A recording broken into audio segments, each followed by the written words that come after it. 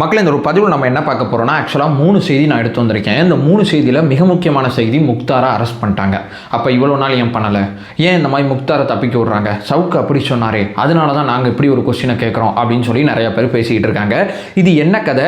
அத்தனை கேள்விக்கும் இந்த ஒரு அரெஸ்ட்லேயே பதில் இருக்குது. அதாவது சொல்லப்போனால் ஒரே ட்வீட்டில் அத்தனை கேள்விக்கும் பதில் இருக்குது. இது என்ன கதைன்னு பார்க்க போகிறோம். நம்பர் 1. நம்பர் 2 பார்த்தீங்கன்னா, சிங்கப்பெண்கள் சிறப்பு படை அப்படிங்கிற ஒன்றை நேற்று முதலமைச்சர் விஜய் அவர்கள் தொடங்கி வச்சிருப்பாங்க. இந்த செய்தி நேற்று பெருசாக போயிட்டு இருக்கும்போது இந்த ஊடகங்களில் வேற ஒரு செய்தி வந்திருக்கும். என்ன வந்திருக்குன்னா, பாலிமர் நியூஸை இந்த மாதிரி பண்ணிட்டாங்க, நியூஸ் தமிழ் 24 இந்த மாதிரி பண்ணிட்டாங்க, ஜனம் டிவி இந்த மாதிரி பண்ணிட்டாங்கன்னு சொல்லி அரசியல்வாதிகள் அத்தனை பேரும் ஒரே மாதிரி இந்த வேலையை பார்த்துருக்காங்களே, நம்ம தரப்பில் தொழில்நுட்ப கோளாறுன்னு சொல்கிறாங்க. என்னதான் உண்மை? சிங்கப்பெண்கள் சிறப்பு படை திட்டம் வேற, ஏதோ ஸ்டிக்கர் ஓட்டுற திட்டங்கிறாங்க. இது என்ன கதை? எல்லாத்த பற்றியும் தெளிவாளமாக இந்த ஒரு பதிவில் பார்க்க போகிறோம். உற்சாக வணக்கங்கள். வாங்க பதிவுக்குள்ளே போகலாம். இப்போ முதல் விஷயம் மக்களே, முக்தாரை ஏன் அரெஸ்ட் பண்ணல? அவரை இந்த அரசு தான் பாதுகாக்குது. அவர் விசிக தலைவர் திருமாவளவன் இருக்கார்ல, அவர் பேச்சு கேட்டு முதலமைச்சர் விஜய் அவர்கள் இப்படி பண்ணிட்டு இருக்கார் அப்படிங்கிற ஒரு கிளைமாக சவுக்கு சங்கர் வச்சார். இந்த கிளைம் எவ்வளோ பெரிய போலிங்கிறதுக்கு இந்த ஒரு ட்வீட்டே பெரிய உதாரணம். அதாவது அலிஷா அப்துல்லா இவங்க கொடுத்த புகார் அடிப்படையில் தான் திருச்சி சூர்யாவை கைது பண்ணாங்க. முக்தாரையும் இப்போ காவல்துறை கைது பண்ணியிருக்காங்க. இவங்க என்ன ட்வீட் போட்டிருக்காங்க? அதாவது முக்தாரை அரெஸ்ட் பண்ணியிருக்காங்க, எங்கே? கர்நாடகாவில் அரெஸ்ட் பண்ணியிருக்காங்க. இதுக்காண்டி ஸ்பெஷல் டீமாக போன அத்தனை பேருக்கும் நான் நன்றி தெரிவிச்சுக்கிறேன். அதாவது சென்னை கமிஷனர் உட்பட அத்தனை பேருக்கு நன்றி, குறிப்பாக முதலமைச்சர் விஜய் அவர்களுக்கு நன்றி அப்படின்னு சொல்லி புகார் கொடுத்த புகார்தாரர் நன்றி தெரிவிச்சிருக்கார் பொது வழியில். இப்போ இவர் சவுக்கு சங்கர் சொன்ன கிளைம் அடிப்படையில் பார்த்தா, இப்போ முன்ஜாமீன் முக்தார் வாய்ந்தான்னா எப்படி அரெஸ்ட் பண்ண முடியும்? பதில் இல்லை. முன்ஜாமீனுக்கு அவர் முயற்சி பண்ணாரானே நமக்கு தெரியாது. ஆனால் இந்த சவுக்கு சங்கர் சொல்கிறத நம்ம அத்தனை பேரும் நம்பி, நம்ம விஜய் என்ன அப்படி பண்ணக்கூடாது, திருமாவளவன் இப்படி பண்ணக்கூடாது அப்படின்னு சொல்லி நம்ம அத்தனை பேருமே ஒரு 4-5 நாட்களாக கத்திக்கிட்டு இருந்தோம், பேசிக்கிட்டு இருந்தோம். ஆனால் சரிப்பா, இவரை அரசு பாதுகாக்கணும் முடிவு பண்ணால் இவர் எங்கே போய் கர்நாடகாவில் ஒழியணும்? தமிழ்நாட்டில் எங்கேயாவது ஒரு இடத்துல ஒழிய வேண்டியதானே? ஏன் தமிழ்நாட்டில் பதுங்காமல் கர்நாடகாவில் போய் பதுங்கணும்? ஸோ அப்போ பதுங்கிறது அப்படிங்கிறது ஆளுங்கட்சி பண்ண வேலை கிடையாது, விசிகா சொன்ன வேலை கிடையாது. ஆக்சுவலாக பார்த்தீங்கன்னா விசிகா தாவேக்காக்கு இடையே ஒரு இணைப்பு வரக்கூடாது அப்படிங்கிறதுக்காண்டி சவுக்கு போட்ட திட்டமிட்ட நாடகமாக தான் இந்த விஷயத்தை நான் பார்க்குறேன். எந்த விதமான ஆதாரமும் இல்லாமல், எந்த விதமான தகவலும் இல்லாமல் பொலிட்டிக்கலாக இவரே ஒரு கிளைம் வைக்கிறாரு. ஆனால் இந்த முக்தார் இருக்கார்ல, இப்போ முக்தார் கைது செய்யப்பட்ட போது திருமாவளவன் எதிர்ப்பு தெரிவிப்பார் அப்படின்னு நம்ம பார்த்தோம்னா ஓகே, அப்போ சவுக்கு சங்கரில் ஒரு நியாயம் இருக்குது அப்படிங்கிறத நம்ம நம்பலாம். முக்தார் கைது செய்யணுங்கிறது தான் எல்லாரோட எண்ண ஓட்டமே. அதாவது மாரிதாஸ் கைது கூட நிறைய பேர் கண்டனம் தெரிவித்தாங்க, பேசுனாங்க, போனாங்க. முக்தாரை அரெஸ்ட் பண்ணதுக்கு எனக்கு தெரிஞ்ச யாருமே பேச மாட்டாங்க. ஏன்னா முக்தார் பேசுனது கருத்து சுதந்திரம் கிடையாது, ஆபாசமாக பேசுறது. இப்படிப்பட்ட நபர்களை, அதாவது தனிப்பட்ட முறையில் அவங்க அவங்கள சந்திக்கலாம், போகலாம், வரலாம். ஆனால் இவரோட கருத்துக்கு அவர் உடன்படுவாருங்கிறதுல எனக்கு சத்தியமா உடன்பாடு கிடையாது. அப்படியே அவர் உடன்பட்டிருந்தாலும் சவுக்கு சொல்றபடி முன்ஜாமீன் வாங்கியிருக்கணும், தமிழ்நாட்டில் எங்கேயாவது பதுங்கி இருக்கணும். தமிழ்நாட்டிலும் கிடையாது, முன்ஜாமீன் வாங்கல. ஆனால் இவர் கர்நாடகாவில் அரெஸ்ட் பண்ணும்போது இந்த கேள்விகள் அத்தனைக்குமே காவல்துறை உண்மைக்குமே தேடிட்டு இருந்திருக்கு அப்படிங்கிறதுக்கு தான் யதார்த்தமான ஒரு பதிலா அந்த செய்தி இருக்கு. ஸோ சவுக்கு சொல்றதை நான் நம்பல. ஏன்னா காவல்துறையோட செயல்பாடு ரொம்ப தெளிவா அந்த ஒரு ட்வீட்லேயே நமக்கு தெரிஞ்சிருக்கு. இது நம்பர் 1. நம்பர் 2, நேற்று என்னப்பா இது தமிழ் ஜனம் அப்படிங்கிற ஒரு ஊடகத்தை காணுங்கிறாங்க, நியூஸ் தமிழ் 24/7 அப்படிங்கிற ஊடகத்தை காணுங்கிறாங்க, பாலிமரை காணுங்கிறாங்க. இது என்னதான் கதை அப்படின்னு சொல்லி கேட்டிங்கன்னா, ஒரு ஊடகம் அனுமதி வாங்கி சேட்டலைட் மூலமாக, சேட்டலைட்டுக்கு பணம் கட்டுவாங்க, சேட்டலைட் மூலமாக பணம் கட்டி அரசு கேபிளில், டிடிஹெச்சில், இந்த மாதிரி இருக்கிற அத்தனை கேபிள்லுமே பணம் கட்டி அந்த கேபிளில் டிவியில் பார்க்குற மாதிரி பார்த்துப்பாங்க. சரிங்களா? இதில் இந்த 3 ஊடகங்களும் அரசு கேபிளில் மட்டும்தான் ப்ராப்ளம் வருது, டிடிஹெச்சில் எந்த பிரச்சனையும் இல்லை. அதாவது சன் டைரக்ட், ஏர்டெல் என்னென்னமோ இருக்குல்ல, அதெல்லாம் எந்த பிரச்சனையும் இல்லை. அரசு கேபிளில் மட்டும் தான் அந்த ப்ராப்ளம் வருது. அப்ப அரசு தான் இந்த 3 கேபிளை தடுக்க நினைக்குது, ஏன் இந்த மாதிரி பண்ண நினைக்குது அப்படிங்கிற ஒரு கொஸ்டினை நேற்று ஒரே மாதிரி எல்லா அரசியல் தலைவருமே ட்வீட் போட்டிருப்பாங்க. டைமிங்கோட நான் போடுறேன். இப்போ நான் ஒரு விஷயம் சொல்கிறேன். இப்போ நம்ம முடக்கணும்னு நினைக்கிறோன்னு வைங்களேன், நம்ம கோவப்பட்டு யாரை முடக்கியிருப்போம்? கலைஞர் சேனலை, கலைஞரோட செய்திகளை, சன் நியூஸை முடக்கியிருப்போமா? ஏன்னா நமக்கு பெரும் பிரச்சனையாக இருக்குது அவதூறு பரப்புறது அந்த 2 ஊடகங்கள் தான். அதெல்லாம் விட்டோமா? அதெல்லாம் நம்ம தொடவே இல்லையா? நமக்கு அவ்வப்போது பாசிட்டிவ் செய்தி போடுறது பாலிமர் தான். நம்ம அண்ணன் வீட்டிலேருந்து கிளம்பினாலும் பாலிமர் எவ்வளோ ஹார்ட் ஒர்க் போடுவாங்கிறது நம்ம அத்தனை பேருக்கும் தெரியும். நியூஸ் தமிழ் 24/7 ஓரளவு இந்த ஊடகங்களில் வராத பல செய்திகளை, தாவேக்கா சார்ந்த செய்திகள், நல்லதோ கெட்டதோ அத்தனையும் போடுறது அந்த ஊடகங்கள் தான். இந்த 2 மட்டும் நம்ம ஏன் முடக்க போகிறோம்? நமக்கு என்ன ஆசையா? யோசிச்சு பார்த்தா அடிக்கணும் முடிப்பா மேல இருக்கிற 2 ஊடகத்தை அடிக்க வேண்டியதானே, சன் நியூஸ் அடிக்க வேண்டியதானே, அதெல்லாம் விட்டு எதுக்கு இவங்க கூட சண்டை போடணும்? ஸோ தொழில்நுட்ப கோளாறுங்கிறத அரசு தரப்பே ஒத்துக்கிறாங்க. எல்லா இடத்துலையும் இந்த பிரச்சனை இல்லைங்க, சில செட்டாப் பாக்ஸில் மட்டும்தான் இந்த ப்ராப்ளம் அப்படிங்கிற ஒரு விஷயத்த சொல்றாங்க. அதற்கு அண்ணாமலை கேட்கிறாரு, அது எப்படிப்பா சில செட்டாப் பாக்ஸில் மட்டும் இந்த ப்ராப்ளம் வரும், எல்லாத்துலையும் இந்த ப்ராப்ளம் இல்லாமல் அப்படின்னு கேட்குறாரு. அது பேர் தான் சார் தொழில்நுட்ப கோளாறு.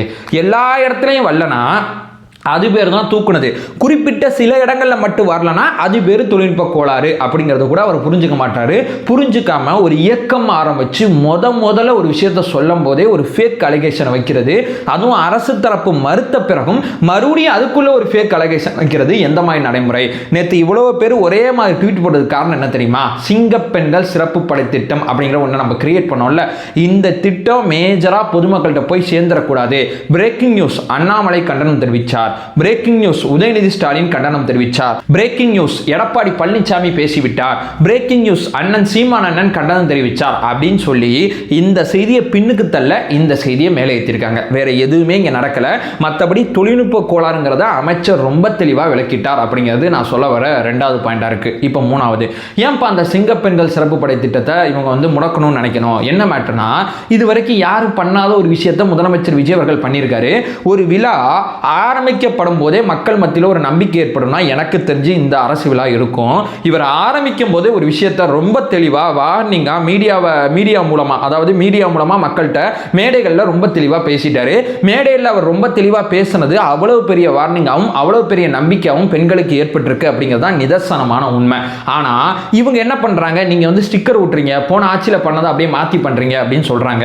இந்த சிங்கப்பெண்கள் சிறப்பு படை திட்டங்கிறது இது வரைக்கும் யாரும் பண்ணாது. முதல்ல ட்ரோன் கேமரா வச்சு ஒரு ரோந்து பணி செய்ய போறது தமிழக காவல்துறையில் இந்த சிங்கப்பெண்கள் சிறப்பு படை திட்டம் தான் பண்ண போறாங்க. ரோந்துக்கு மட்டும் இவங்களோட வேலை அரெஸ்ட் பண்ணி தூக்கி உள்ள போட்டுருவாங்க. அதுக்கு தண்டனை வாங்கி கொடுக்கறது, வந்தது போனது செய்யறது, கோர்ட்டுக்கு கூட்டு போறது வர்றது, அது எதுவுமே இவங்களோட வேலை கிடையாது. ரோட்ல ரோந்து பண்றது மட்டும்தான் இவங்களோட வேலை. இவங்களுக்கு தேவைப்படுற தகவல்கள், இவங்களுக்கு தேவைப்படுற விஷயங்கள் அத்தனையுமே டைரக்டா ஐஜி இருக்காங்கல்ல, ஐஜி மூலமா அவங்களோட கண்ட்ரோல் ரூமுக்கு டைரக்டான தகவல்கள் இவங்களுக்கு வரும், அது இவங்களுக்கு போகும். 2 பேருக்கு நடுவில் வேற யாருமே கிடையாது. இதற்கு முன்னாடி பண்ணாங்கல்ல ஒரு ரோந்து வாகனம், அந்த ரோந்து வாகனத்தில் பயணிச்சவங்க அந்த வாகனத்தை எங்கேயாவது பார்த்துருக்கீங்களா? இந்த பிங்க் பெட்ரோல்னு சொல்றாங்க, அதுக்கு முன்னாடி வந்து அம்மா பெட்ரோல்னு சொல்றாங்க. அந்த வண்டி எங்கேயாவது சுற்றி எங்கேயாவது பார்த்துருக்கீங்களா? பார்த்துருக்க மாட்டீங்க. ஏன்னா அதற்கான நிதி ஒதுக்கீடு தனியாக இருந்திருக்காது, அதற்கான புதிய பணியிடங்கள் இருந்திருக்காது. 10-11 சும்மா ஒரு செய்திக்காண்டி பண்ண ஒரு விஷயம் தான் அது அத்தனையுமே. ஏன்னா அது வந்து பயன்பாட்டிலே பெருசா இல்லை அப்படிங்கிறது தான் யதார்த்தமானது. நிர்பயா நிதி இருக்குல்ல, அதில் குறிப்பிட்ட பங்கை செலவு பண்ணி அந்த விஷயத்தை பண்ணாங்க. அதே நேரத்தில் ஒரு எஸ்பி கண்ட்ரோலில் இருக்கிற ஒரு ரோந்து வாகனம் தான். அதில் பயணிச்சவங்க இந்த மாதிரி புகார் இருக்கு அப்படின்னு சொல்லி காவல்துறைக்கு வந்து தகவல் தான் தெரிவிக்கலாம். ஆனால் சிறப்பு அதிரடிப்படை இருக்குல்ல, பெண்கள் பாதுகாப்பு கண்டிப்பாக உருவாக்கியிருக்காங்கல்ல, இவங்க கைதே பண்ணலாம். அவங்களால தகவல் தெரிவிக்க முடியும், இவங்களால கைது பண்ண முடியும். இவங்க லோக்கல்ல இருக்கிற போலீஸ் ஸ்டேஷனுக்கு வந்து தகவல் தெரிவிக்கிறது ஒரு பேச்சுவார்த்தை இருக்கலாம், அவங்க சொல்றதை இவங்க கேட்க வேண்டிய அவசியம் கிடையாது. ஏன்னா இவங்களுக்கு டைரக்டான ஆர்டர் அத்தனையுமே ஐஜி இருக்காங்கல்ல, ஐஜி மூலமா வரும். மாநிலம் தழுவிய ஒரு பாதுகாப்பு படை உருவாக்கி இருக்காங்க. மாவட்டத்தோட நிக்கல, மாநிலம் தழுவிய ஒரு பெரும்படையை 350 கோடி ரூபாய் பட்ஜெட்ல ஒதுக்க போறாங்க. அது மட்டும் இல்லாம 2500 புதிய வேக்கண்டோட இதை உருவாக்கி இருக்காங்க. இருக்கிற 4 பேரை தூக்கி உள்ள போட்டு இது ஒரு புது படைன்னு சொல்லல, புதுசாவே ஒரு படையை கிரியேட் பண்றாங்க. ரெண்டுக்கு நடுவுல பெரிய வித்தியாசம் இருக்கு அப்படிங்கிற விஷயத்தை நான் ஆணித்தனமா சொல்றேன். இதற்கு முன்னாடி பண்ணதான் ஸ்டிக்கர் ஓட்டுற திட்டம், இப்ப பண்ணது டோட்டலா வேற ஒண்ணு. அதாவது டைரக்ட் கண்ட்ரோல் ஐஜி வந்து முதலமைச்சரோட நேரடி மேற்பார்வையில் இந்த விஷயத்தை பண்றாங்க. முதலமைச்சரோட கவனத்துக்கு கீழே இயங்குற ஒரு மிக முக்கியமான படைப்பிரிவா அந்த படைப்பிரிவு இருக்க போது ரோந்து பண்றது மட்டும்தான் இவங்களோட பிரதானமான விஷயமா இருக்க போது. அதாவது கேமராவோட இந்த பக்கம் பார்த்தீங்கன்னா லைவ் கேமராவோட இவங்க பயணிக்க போறாங்க.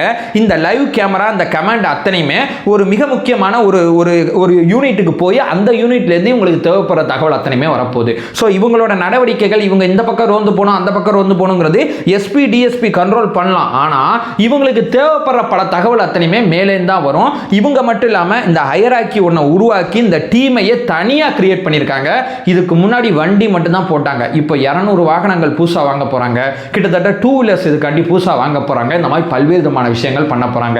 இப்போ 70 படைப்பிரிவு தமிழ்நாட்டில் நேற்று முதலமைச்சர் விஜய் அவர்கள் தொடங்கி வச்சிட்டாங்க. 2 மாசத்துல 270 படைப்பிரிவுகள் புதுசா உருவாக்கப்படும். இவங்க அத்தனை பேருமே ஒரு மாவட்டத்துக்கு நீங்க எடுத்துக்கிட்டீங்கன்னா 12 to 15 வெஹிக்கிள் சுத்தி ரோந்து பண்ண போறாங்க.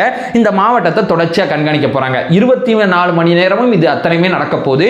இந்த 24 மணி நேரம் பணி சுழற்சி அடிப்படையில் நடக்க போகுது. ஸோ புதுசான வாகனம், புதுசான யூனிஃபார்ம், ட்ரோன் கேமரா, லைவ் கேமரான்னு சொல்லி ஒரு படை பிரிவை ஒருத்தர் உருவாக்கி நிற்கும் போது இது பழசுங்கிறத எப்படிங்க ஸ்டிக்கர் ஒட்டுவீங்க? இந்த செய்தி பெருசாக போகக்கூடாது, அதனால ஊடகங்களுக்கு அவர் அதை பண்ணிட்டாரு, ஊடகங்களுக்கு அவர் இதை பண்ணிட்டாருங்கிற செய்தி பெருசாக போனோம். ஒரே மாதிரி ஒன்றா வாட்ஸ்அப்பு எதுவும் குரூப் வச்சுருக்கீங்கன்னு நினைக்கிறேன். மாப்பிள்ளை நான் போட்டேன், மாப்பிள்ளை நீ போடு, மாப்பிள்ளை நீ போடுன்னு போட்டுக்கிட்டு இருக்கீங்க. என்னத்த சொல்கிறதுன்னு தெரில. ஸோ பார்ப்போம். ஏன்னா மக்களுக்கு வந்து உண்மைகளை மறைக்கலாம், சோசியல் மீடியா மூலமாக அந்த உண்மைகள்லாம் போய்கிட்டு தான் இருக்குது. நோ இஷ்யூஸ், எந்த பிரச்சனையும் இல்லை. ஏன்னா இப்போ நான் உட்காந்து இந்த படை அப்படி போகுது இப்படி போகுதுங்கிறப்போ அந்த படை பயணிக்கும் போது பொதுமக்கள் ரோட்டில் பார்க்க தானே போகிறாங்க, பொதுமக்கள் கண் பார்வைக்கு வரதானே போகுது. அம்மா பெட்ரோலுங்கிறாங்க, அதை நம்ம பார்த்ததே இல்லையே. அதுக்கு முன்னாடி வந்து ஏதோ ஒரு பெட்ரோல் சொல்கிறாங்க, அது பேரே மறந்து போச்சு. இப்பெல்லாம் ஒன்று இருக்குங்கிறதே நீங்கள் ஸ்டிக்கர்னு சொல்லும் போது தான் எங்களுக்கு தெரியுது. இதெல்லாம் ரோட்டில் பயணிச்சு நாங்கள் பார்த்ததே கிடையாதுங்கிறத மக்கள் பார்த்துட்டு தானே இருக்காங்க. மக்கள் கண்டிப்பாக இந்த சிங்கப்பெண்கள் அதிரடிப்படையும் பார்ப்பாங்க. பார்க்கும்போது உங்களோட அத்தனை கேள்விக்கும் பதில் கிடைக்கும். அதை சொல்லிட்டு இந்த வீடியோ நான் எண்ட் பண்ணிக்கிறேன். நம்ம சேனலை ஃபர்தராக ஃபாலோ பண்ணிங்கன்னா பொலிட்டிக்கல் சார்ந்து மிக முக்கியமாக பல்வேறு விதமான விஷயத்தை நம்ம பார்த்துட்டு இருக்கோம். நம்மளோட ஒரே நோக்கம் அறியாமை அகற்ற வேண்டும், அறியாமை அகற்றப்பட வேண்டும். Thank you so much.